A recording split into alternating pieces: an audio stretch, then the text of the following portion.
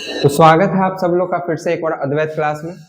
हम लोग class 9th math chapter 1 number system या संख्या पद्धति को पढ़ रहे थे, है ना। पिछले दो वीडियोस में काफी हद तक हम लोग जान चुके थे कि होल नंबर, पूर्ण संख्या, आपका नेचुरल नंबर, प्राकृत संख्या, इंटीजर्स, पूर्णांक, रेशनल नंबर, परिमेय संख्या, इरेशनल नंबर, अपरिमेय संख्या, वास्तविक संख्या, रियल नंबर, इसके बारे में हम लोग जान चुके थे, है ना, अच्छे से। हालांकि क्वेश्चन अभी हुआ नहीं है, क्वेश्चन का एक अलग से स्पेसिफिक वीडियो आप सभी को मिल जाएगा।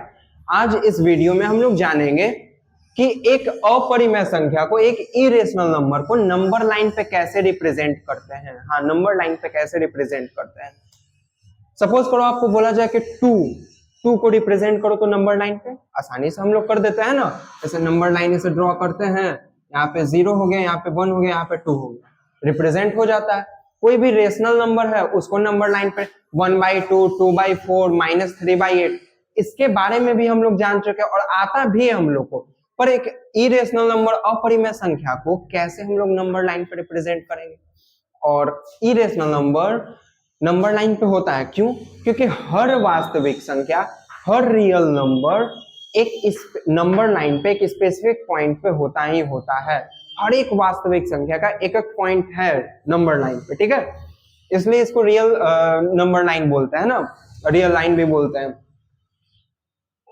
इरेशनल नंबर मान के चलो √2 हो गया, √3 हो गया, √5 हो गया। बेसिकली क्वेश्चन इसी 3 का आता है ना, कि √2 को रिप्रेजेंट करो, √3 को रिप्रेजेंट करो, √5 को रिप्रेजेंट करो, बस क्वेश्चन इसी से ही आएगा। और इंपॉर्टेंट हमारे लिए यही है, कुछ नहीं करना, ध्यान से देखो, बड़े अच्छे से समझ में आएगा। सबसे पहले एक रिकैप करो तो हाइपोटेनस का फॉर्मूला, पाइथागोरस वाला क्या था? भूल गए?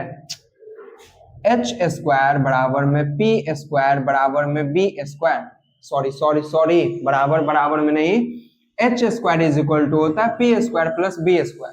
माने जो हाइपोटेनस का स्क्वायर होता है वो परपेंडिकुलर के स्क्वायर प्लस बेस के स्क्वायर के बराबर होता है। हाइपोटेनस ऐसा एक राइट एंगल ट्रायंगल के बारे में पढ़े होगे पिछले क्लास में, है ना।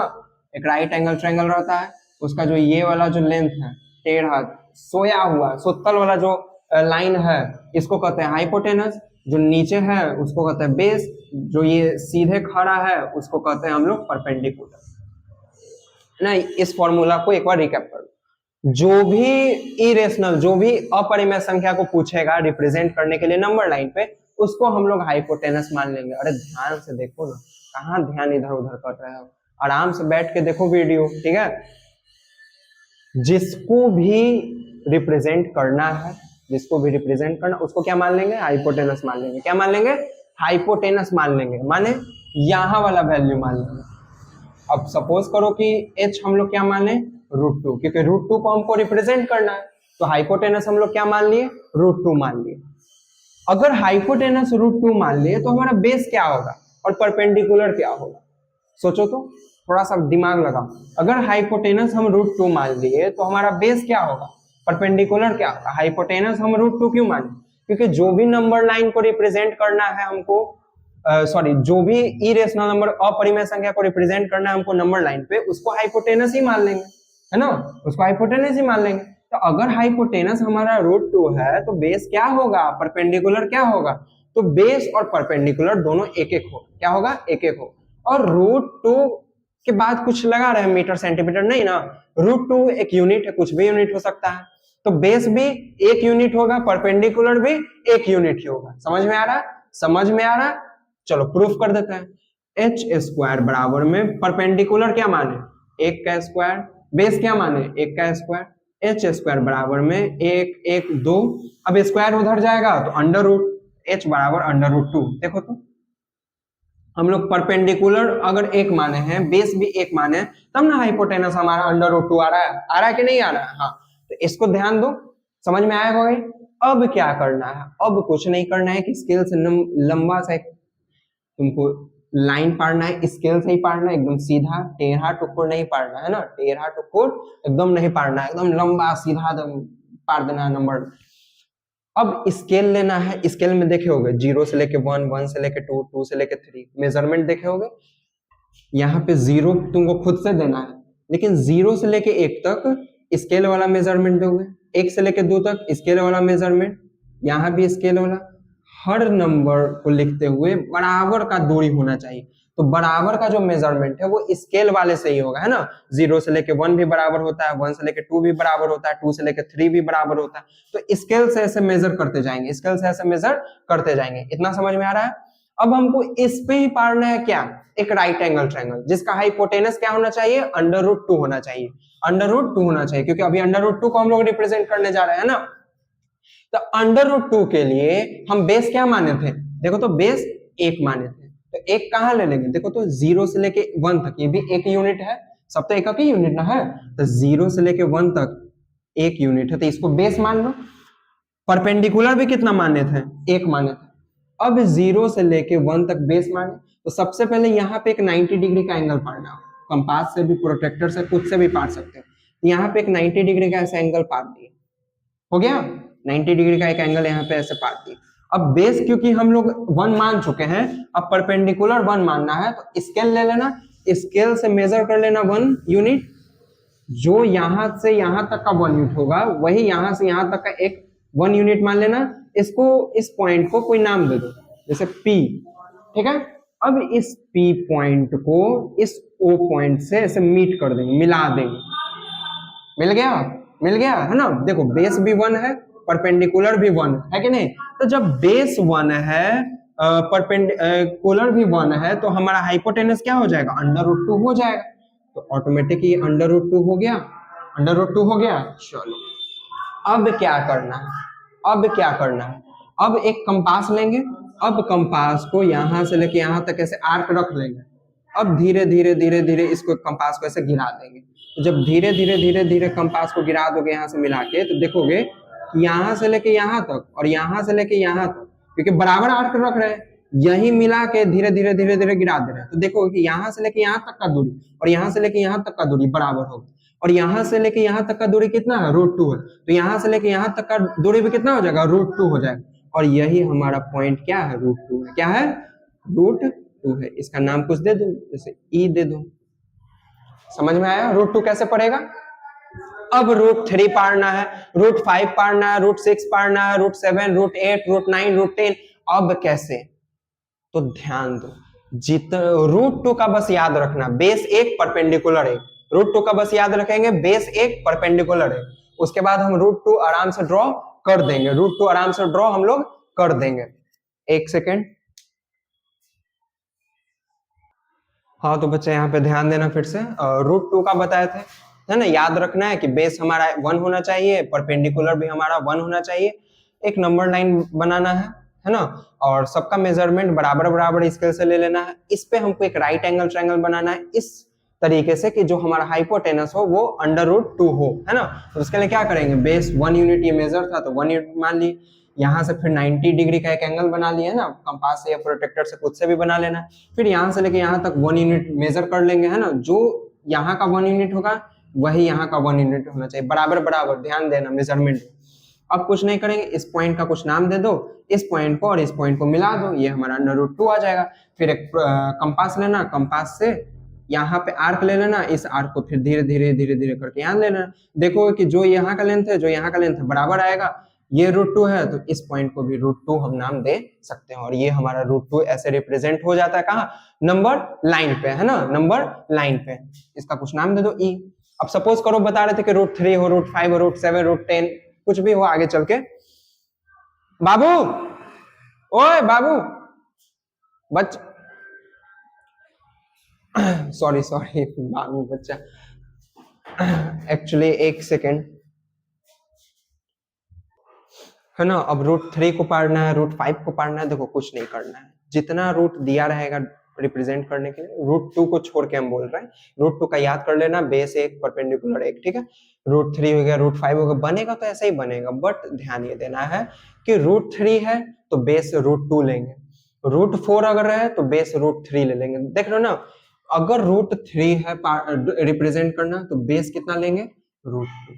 और परपेंडिकुलर सबका एक, परपेंडिकुलर सबका एक रहेगा, परपेंडिकुलर सबका एक रहेगा। चिल्ला चिल्ला के ये चीज शोर मचा दो पूरे मार्केट में कि परपेंडिकुलर सबका क्या रहेगा, एक ही रहेगा। बट बेस कैसा रहेगा, बेस जो भी इरेशनल नंबर रिप्रेजेंट करने के लिए दिया गया है उससे एक डिजिट कम और उसका अंडर रूट हमारा बेस रहेगा, ठीक है। अब √3 है तो बेस में क्या करेंगे, जो भी डिजिट यहां दिया हुआ है उससे एक कम और उसका अंडर रूट बेस। रूट अगर 4 ड्रॉ करना है, रिप्रेजेंट करना है, तो इससे एक डिजिट कम 3 और इसका अंडर रूट बेस हमारा हो जाएगा। और परपेंडिकुलर सभी का एक ही रहेगा, परपेंडिकुलर सभी का एक ही रहेगा। हाँ, तो यहाँ पे अभी समझ रहे थे क्या कि अगर √3 अगर रिप्रेजेंट करने के लिए बोले तो बेस क्या होगा, इससे एक डिजिट कम और इसका अंडर रूट। अब परपेंडिकुलर एक √4 बोले तो इससे एक डिजिट कम उसका अंडर रूट, ये बेस हो जाएगा। परपेंडिकुलर भी 1, परपेंडिकुलर सबका 1। अगर √5 बोले तो बेस हमारा हो जाएगा क्या, इससे एक डिजिट कम इसका अंडर रूट और परपेंडिकुलर एक ही रहेगा। समझ में आ रहा है। अब सब में क्या करना है, सेम ऐसा ही प्रोसेस है। क्या करना है, देखो √3 पढ़ना था तो बेस कितना ले लेंगे, √2। तो देखो तो √2 यहाँ पे आया है, ये √2 है, इसको क्या ले लो, बेस ले लो। क्या ले लो, बेस ले लो। और परपेंडिकुलर क्या लेना है, एक। परपेंडिकुलर जब ले रहे हैं तो यहाँ पे सबसे पहले तो एक 90 डिग्री का एंगल पाड़ेंगे, है ना, 90 डिग्री का एंगल पाड़ेंगे। फिर यहाँ से एक यूनिट काट लेंगे, इसका नाम दे दो Q। अब इसको और इसको मिला दो, O को और Q को यहाँ पे मिला दिए, तो ये हमारा अंडर रूट 2 था और परपेंडिकुलर एक है, तो ये वाला कितना हो गया, अंडर रूट 3 हो गया। अब सेम कंपास ले लो, कंपास से धीरे धीरे धीरे धीरे मिला दो। जब धीरे धीरे धीरे धीरे ऐसे मिलाओगे तो ये हमारा अंडर रूट 3 हो जाएगा। इसका भी नाम दे दो F। समझ में आ रहा है, समझ में आ रहा है ना।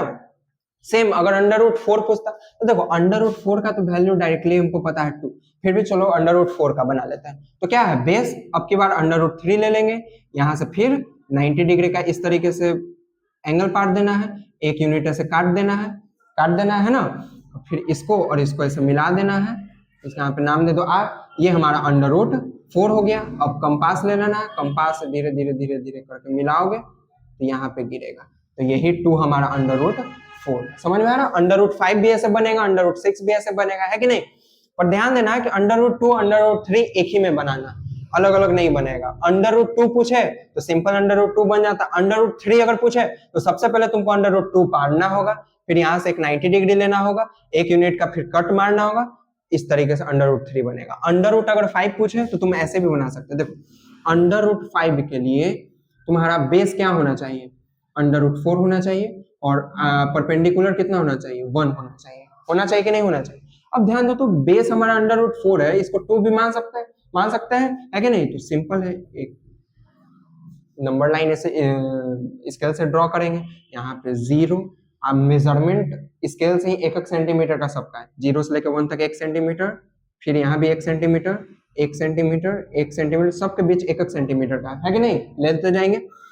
अब क्योंकि √5 पढ़ना है तो बेस हमारा क्या होना चाहिए, √4 होना चाहिए। तो √4 देखो, √4 अगर ड्रॉ नहीं करना है तब भी हमको पता है कि √4 का वैल्यू क्या है, 2 है। तो अब की बार बेस कितना ले लेंगे, 2 ले लेंगे। अब परपेंडिकुलर 1 माने यहाँ पे 90 डिग्री का एंगल पाड़ेंगे और परपेंडिकुलर 1 काट देंगे, है ना, मार्क दे देंगे, यहाँ पे नाम दे दो P। इसको और O को ऐसे मिला देंगे, ये हमारा अंडर रूट 5 हो गया। अब कंपास ले लेंगे, कंपास है इस तरीके से, तो ये हमारा अंडर रूट 5 ड्रॉ हो गया। समझ में आ गया होगा, समझ में आ गया होगा, समझ में आ गया होगा। यही है इरेशनल नंबर को अगर हम लोग को रिप्रेजेंट करना हो नंबर लाइन पे, अपरिमेय संख्या को अगर हम लोग को रिप्रेजेंट करना हो नंबर लाइन पे, तब इसी तरीके से करते हैं। देखो ध्यान से देखना, ध्यान से देखोगे तभी ये समझ में आएगा, है ना। ध्यान से देखने के बाद कॉपी में उतार लेना। बाकी इस तरीके का क्वेश्चन का एक स्पेसिफिक वीडियो तुम लोग को मिलेगा, तो घबराना नहीं। हर तरीके का क्वेश्चन जो भी इस चैप्टर से, इसका एक स्पेसिफिक वीडियो आराम से बनाया हुआ अच्छे तरीके से नीट एंड क्लीन तुमको मिल जाएगा, तो उसके लिए घबराना नहीं है। यहीं पे आज के टॉपिक को एंड करते हैं। हालांकि आगे आज छोटा सा वीडियो रहेगा, ज्यादा टॉपिक है नहीं। आगे के वीडियोस में 2 चीज बस पढ़ना रहेगा। पहला कि कोई भी मान के चलो इस तरीके के नंबर को तो रिप्रेजेंट करना आ गया, मान के चलो दे देगा अंडर रूट 9.3, इसको कैसे रिप्रेजेंट करना है, अंडर रूट 8.3 इसको कैसे रिप्रेजेंट करना है, इसके बारे में पढ़ेंगे। और दूसरा रेशनलाइजेशन के बारे में पढ़ेंगे, परिमेयकरण के बारे में पढ़ेंगे। हालांकि आज थोड़ा शॉर्ट वीडियो है, थोड़ा हड़बड़ी में भी बना है, नहीं समझ में आया तो कोई दिक्कत नहीं है, बार बार देखो, 2 बार 3 बार देखोगे आराम से समझ में आ जाएगा, है ना। बाकी क्वेश्चन जब बनवाया जाएगा तब और अच्छे से आप लोग को क्लियर हो जाएगा। आगे हम लोग पढ़ेंगे कि इस तरीके के नंबर को कैसे रिप्रेजेंट करते हैं नंबर लाइन पे, है ना। कोई भी मान के चलो नंबर है x, अंडर रूट x है, वो नंबर लाइन पे कैसे रिप्रेजेंट होता है उसके बारे में और अच्छे से जानेंगे। दूसरा हम लोग रेशनलाइजेशन के बारे में जानेंगे, परिमेयकरण के बारे में जानेंगे। यहां तक वीडियो अब एंड करते हैं, ठीक है। आराम से तुम लोग नोट्स को ये लिख लेना इतना कॉपी में, अच्छे से ध्यान दे के वीडियो को देखना और समझ के खुद से बनाना। और अगर वीडियो अच्छा लगा हो तो लाइक जरूर करना, चैनल को सब्सक्राइब जरूर करना। मिलते हैं अगले वीडियो में, bye, Radhe Radhe, see you soon.